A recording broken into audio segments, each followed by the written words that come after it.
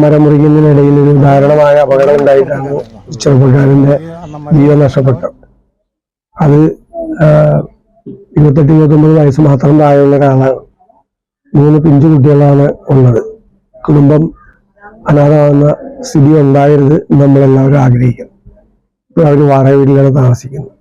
അടിയന്തരമായി അവർക്കൊരു കുറച്ച് സ്ഥലം വാങ്ങിച്ച് പെട്ടെന്ന് വീട് വെച്ച് കൊടുക്കുന്നതിനുള്ള നടപടികൾ നമ്മൾ പുനർജനി പദ്ധതിയിൽ തന്നെ പെടുത്തി എത്രയും പെട്ടെന്ന് ചെയ്യും.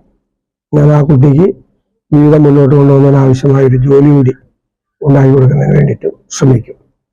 അതുവരെ അവരുടെ ബന്ധുക്കളുടെ ഒരു സംരക്ഷണത്തിലായിരിക്കും അവർ കഴിയുന്നത്. കുട്ടികളെ പഠിപ്പിക്കാൻ വേണ്ടിയിട്ടുള്ള സഹായങ്ങൾ കൂടി പിന്നീടുള്ള സമയത്ത് നമ്മളെന്തെങ്കിലും സ്കീമിൽ പെടുത്തി ചെയ്തു. അവരനാഥരാവില്ല എന്ന് ഉറപ്പുവരുത്തും. അത്രയല്ലേ നമുക്ക് ചെയ്യാൻ പറ്റുള്ളൂ.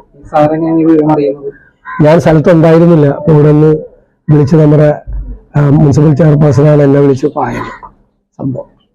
ബാക്കിയുള്ള ഏതെങ്കിലും തരത്തിലുള്ള എന്തെങ്കിലും നഷ്ടപരിഹാരമോ അങ്ങനെ എന്തെങ്കിലും കുടുംബത്തിന് കിട്ടുന്നതിന് വേണ്ടിയിട്ടുള്ള നടപടികൾ കൂടി സ്വീകരിക്കും.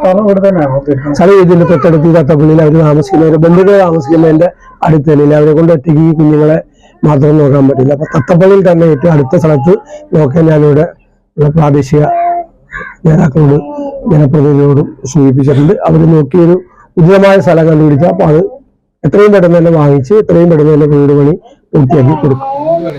ഞാൻ ജോലി നോക്കി പറ്റിയത് എനിക്ക് പോയി വരാവുന്ന പിള്ളേരുള്ളതല്ലേ, അങ്ങനെ അങ്ങ് പോകാനും പറ്റൂലല്ലോ. ഇവിടെ അടുത്ത് എവിടെയെങ്കിലും പോയി വരാൻ പറ്റാവുന്ന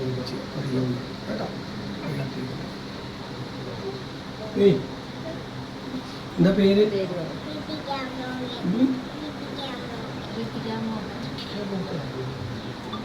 ശരി.